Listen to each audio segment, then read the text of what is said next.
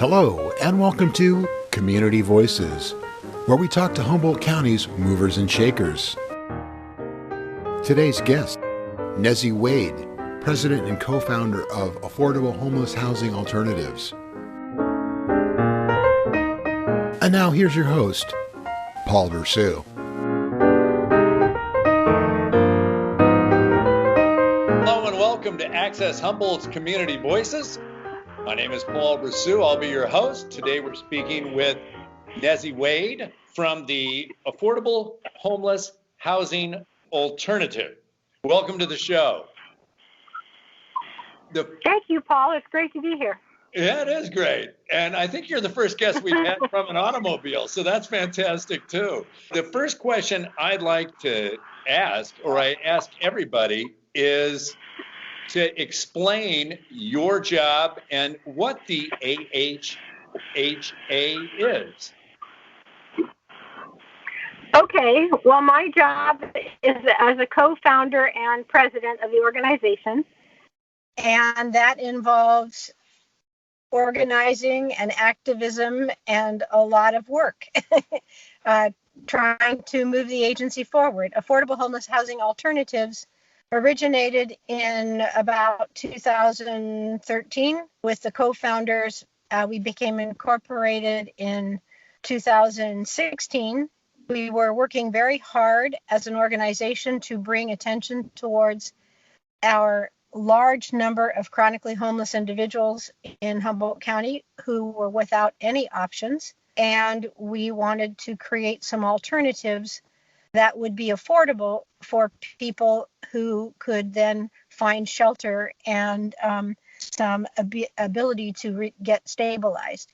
So we formed Affordable Homeless Housing Alternatives and began working hard at getting the county and the city of Eureka to declare a shelter crisis. And we've also been extremely involved in changing public policy, getting involved with the housing element, and getting permissions for the various alternatives we would like to see happen. That could be legal campgrounds, safe parking spaces or zones for people to be able to live in their cars if that's what they have, rather than being criminalized and having their vehicles taken away or them cited for not having a legal place to be. And tiny house villages all of these are modeled after things that are happening in Oregon and have been happening there since 2013. Well, or earlier. First off, this is a nonprofit organization. Did you have models of this type of organization that you looked at that maybe exist around the country that you were able to use as a template to go ahead and address these problems? Well, we did not at the time. We were organizing in relationship to the models that had been used in Oregon by Opportunity Village in Eugene, Oregon.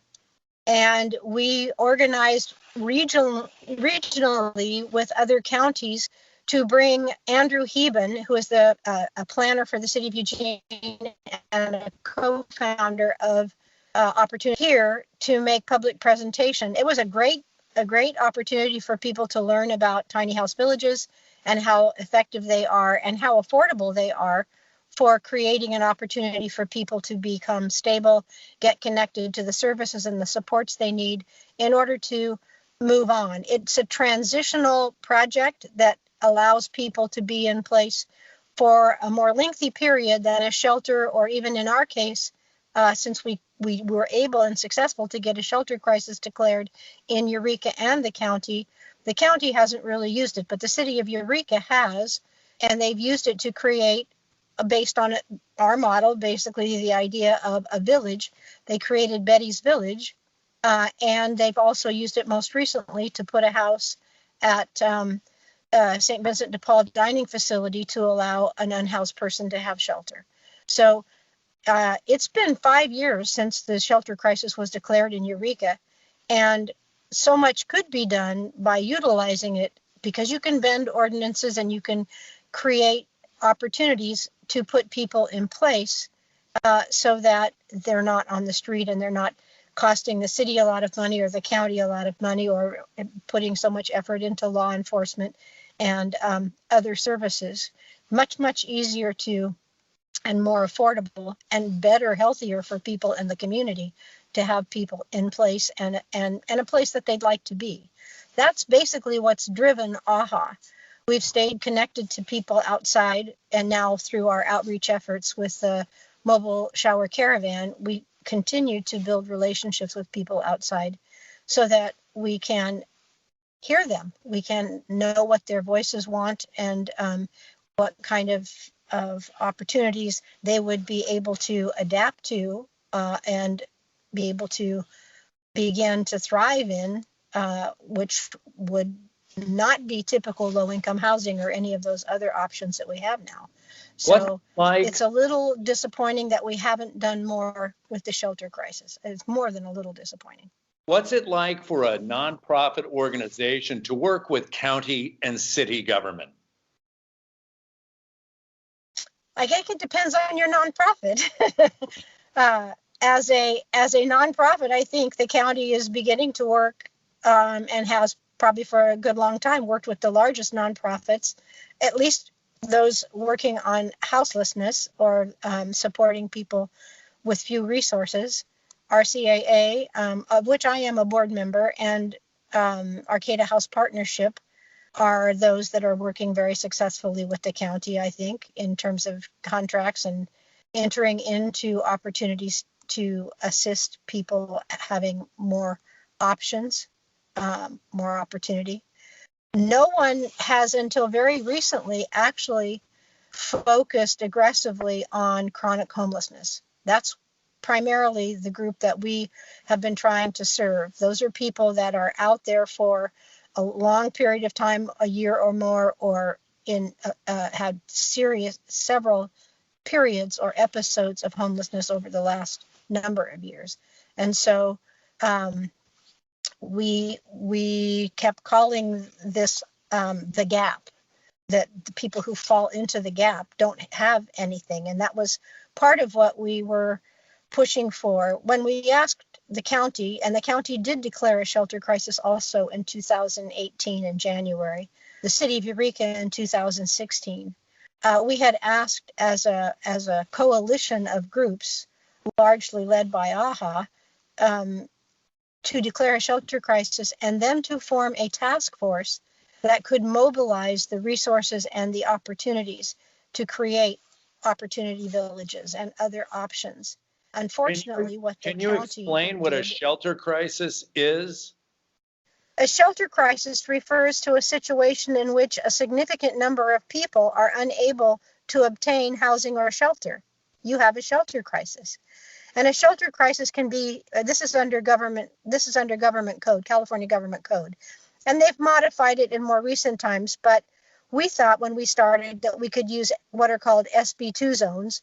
They're principally permitted zones for emergency sheltering. And every city was required by the housing element to have them, or the general plan to have them. And as it turns out, they were kind of not thought of as areas that might typically be used. So a lot of properties that were designated as shelter crisis or SB2 zones were already occupied by a business or a residence or something. And we went through and we analyzed all of the 1,268 SB2 zoned properties in the county.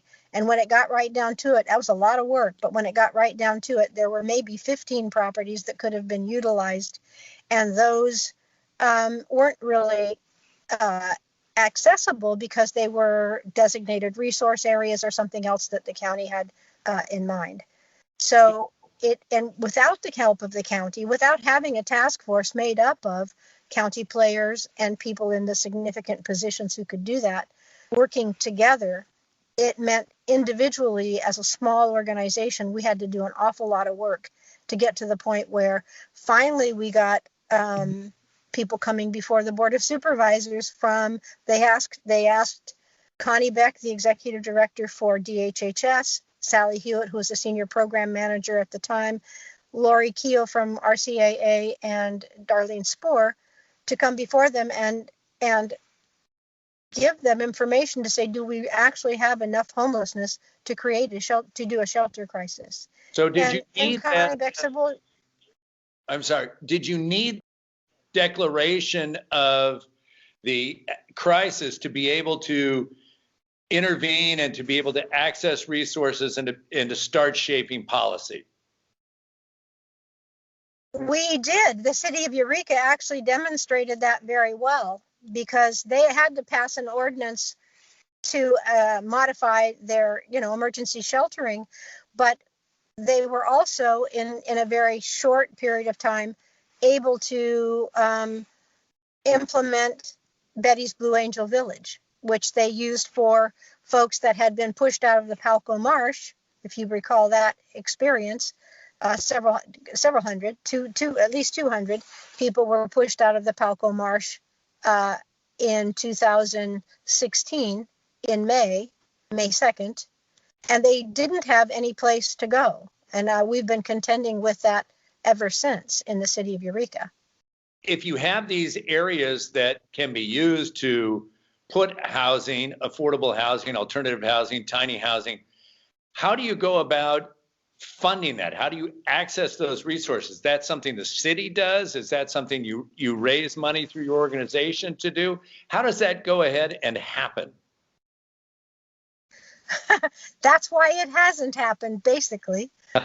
We have applied for, so first of all, funders have what they call housing quality standards, state, federal funders. If you don't meet housing quality standards, and the small structures, if they don't have infrastructure of a restroom, a kitchen, and so forth, like a true tiny house, we call ours micro houses because we vision the village being affordable for folks because it has a central facility for meeting and for cooking and for a lot of other things, as well as a shared restroom and a shared kitchen and common garden, common areas. That then is accessible to the community for services and for people to be able to have, relations with their families and so forth. Areas that or specifically designated areas where people can, have opportunities for their spiritual collecting. Does that type of model exist in other states, the micro housing? You mentioned Eugene, Oregon as an example. Paul, when we started, that's the only example that there was really. Now there are examples all over California. Oakland has a tiny house village. Sacramento's have one. There's one down in Hollywood. There's a lot, I think over in Chico, there's a lot of people doing this now based on the same model. There's also a very expensive model that involves when you work with government, because as soon as you work with government, it becomes much more expensive. You have to hire people. They have to meet certain quality standards for education and for everything else. So to create, and the laws don't have and the funders don't fund transitional opportunities. So people who are coming out of chronic homelessness aren't going to get everything together in 90 days. And a lot of people need a period of transition that's much longer, 18 months to 2 years, for them just to get their paperwork, their lives, to show their credibility and everything else, so they can move on into more stable housing. We have some really high expectations for how we think people should be able to adapt immediately to housing after being chronically homeless, and it's unrealistic in very many respects. My question was about, you talked about there's different examples all around California, but we know that there's different county governments, different city governments, and whatnot. I was wondering if there was some sort of example that is the smoothest of all transition, and if so, can AHHA shape policy in a Humboldt County, in a city of Eureka, in order to make it, I don't want to say the easiest, but at least the smoothest transition for folks? I think it's possible. The one thing that is difficult and the city of Eureka has been doing a lot of programming related to homeless. They've been trying to have mentor programs and, pathway to payday, a way for people to learn skills to get into employment. But in their model, the police are centrally anchored in their models. And most programs, in fact, don't operate that way. So it's inhibitive in some respects for people to want to go into that kind of a situation. The successful programs that we are aware of are generally nonprofit driven, working with the people who are houseless and creating those relationships. Counties and funders, state funders, have been getting involved because of COVID in a variety of things, but the housing quality standards, tiny houses are not yet there. We've worked really hard to get, I'm talking about micro houses, mini houses, the kind that we have that are 80 to 100 square feet for a single resident to occupy, or a couple perhaps, but it's in a compound of a number of other micro houses. That isn't a model that most funders. Hey, is it harder, I would think, to be a nonprofit and to be facing a dynamic situation? You're going to be more flexible than a government institution or the people who fund them, correct? Yes. So that's got to be the greatest frustration, I would assume, for any kind of group that's dealing with problems and having to shape policy in a situation that has to deal with county or municipal governments. Sure, and it takes a long time to do anything when you try to work with government. 10 years ago, during the Occupy movement, we started going to all of the public meetings, the Housing and Homeless Coalition, city and county board meetings, council meetings, to say what we're doing is not working. We have a tremendous number of people that validated by the point in time count, which is the count we do every other year to on one day to say how many homeless people we have. And that's carried out by volunteers, but they're volunteers who work in nonprofit agencies or for the county that are affiliated with the homeless. And it's, the first time it was 800 or something, and then it went up to 1,500 and something. And that's just on one day. So we know it's way an undercount. So trying to work with getting anything to address that has been very challenging, because no one was talking about that gap, the people who fall into the chronic homeless category. It was about getting people into housing who were homeless, but it could be people who recently fell out of housing. It could be, we have all kinds of different things, but we don't have shelter, and we don't have these opportunities for people that are lifelines. They're avenues for people to get a foothold and stable. And housing costs a lot of money to build, traditional housing. This is non-traditional. It's an alternative that actually people who are out there, that have been out there for years, are kind of willing to try. But they're not willing to try to move into an apartment building where they got neighbors right there and they have rules, or even in low-income housing where you can't have relatives. I mean, you can't have friends come, you can't have animals necessarily, you can't smoke, you have a curfew. It's a very difficult transition, just going into a place that allows you to be who you are and have some degree of self-determination and be self-managing. That's the whole point of our alternative, is that people, very different from a policing sort of atmosphere. We really believe that people can manage themselves, and the nonprofit would have oversight and take on a lot of the responsibility for contracts and that kind of thing. But people would basically be able to create their community, vest in it, and essentially build their own housing, working with people who want to try a variety of alternative kinds of housing that would be considered. Do you think it's hard for governments to give up that kind of control to nonprofits in general? Oh, sure. They've got the nut. They get the goods, of course, because that's how it works. But nonprofits the big nonprofits get a lot of money because they don't have a lot of competition. It's hard for little ones like us. We rely on community support primarily. Yeah. Can I ask, switching gears, about the Caravan Project? I'd like to know what the Caravan Project is. Okay, well, I'll show you my shirt. Can you see my shirt? That's a t-shirt that has our light bulb on it. That's our logo. And the Caravan is a 3-unit mobile shower van that has 3 restrooms, sink, toilet, and shower in each one. We have an ADA accessible restroom with a wheelchair lift. And it's a wonderful project. It's all volunteer run. We have a driver that we pay. And we have a volunteer coordinator position that's very part-time, but we have everyone else who's participating is a volunteer. And we have service in Redway, Eureka, Arcata, and McKinleyville. And after we just have been identified as a recipient of a grant from the Housing Trust Fund Homelessness Solutions Committee. Hopefully, it has to be approved by the Board of Supervisors, but we will be able to continue and expand. We hope to go to 2 more communities in the next year.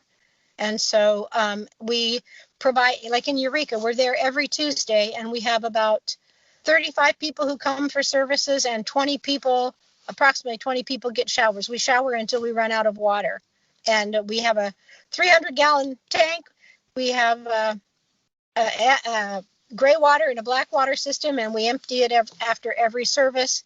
And we provide service referral, legal assistance, hygiene products, food that you can eat there as a lunch, and non-perishables to go, clothing from head to toe, whatever anybody needs, with brand new underwear and socks. And we're very happy to have the opportunity. We have the best volunteers in the world. And you're advertising for a paid position, I read on your website. Yes. And then how many days a week would that person, is that a 5-day a week going to all these committees? Is that a 7-day a week kind of situation? No. We have a couple of drivers. They could split the driving. We have one that's primarily backup, but that's 9 service days a month for that person to go out. A coordinator would be about 25 hours a week, and that would be divvied up in however they would want to get the job done, utilizing our volunteers as well as working with our staff. We have an office assistant also who can work with coordinating volunteers and help with whatever's needed by way of media and public announcements. As a last question, are there other services that you're dreaming of in the future? The Caravan sounds great. Are there other services you'd like to go ahead and offer to folks that you're dreaming about? Yes, we would like to offer alternative housing, legal places to camp, or that morphing into a villages for people to begin to vest. And in that center, we can bring many opportunities for providing service to people, many. Well, extraordinary, the vision. I taught civics for 30 years, and I will say this, the interest of how a small nonprofit would go ahead and tackle a problem that is a municipal and county problem and statewide problem, and make a difference and shape policy. That's like an amazing story, a David and Goliath kind of setup, if you ask me. And it is. It's an amazing story, and we've had amazing partners and helpers. Yes. Yes, and the fact that you would do this, you guys are saints. So I would just like to say it'd be great to talk again sometime and see how things are going. And hopefully COVID will be over and we can be in the same room and not eye contact. That would be wonderful. So I would appreciate that too. Yes, I thank you for joining us. This has been great. People can go to the the website, I would assume, and they can become donors and whatnot and participate. Yes, and we have, I want to say very quickly, we have lots of opportunity. We need board members to participate. We would love to have new people on our board. We have many committees that we would like people to participate on that aren't the shower caravan related opportunities. We're trying very hard to build our capacity, and we would love for people to come and be part of it. We're very proud of the work that we do, and we work with folks that are houseless. We have our driver, for example, and people that we've hired and I'm actually, many people on our volunteers are experiencing homelessness, or they have had that experience in their history. Amazing. Well, that's all the time we have. So thank you for joining us. You were great, and we'll see you from your car, and we'll see you next time on Community. Thanks for the opportunity. We appreciate it very much. AHHA-humco.org if you want to go to the website and get more information. Thank you. Thank you.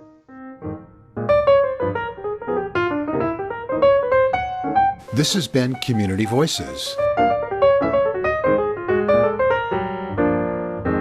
with your host, Paul Broussard. Thank you for joining us.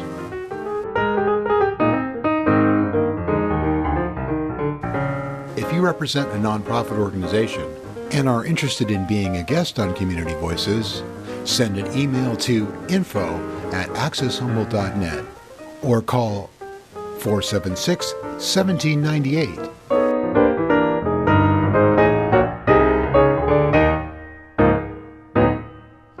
Access Humboldt, local voices through community media.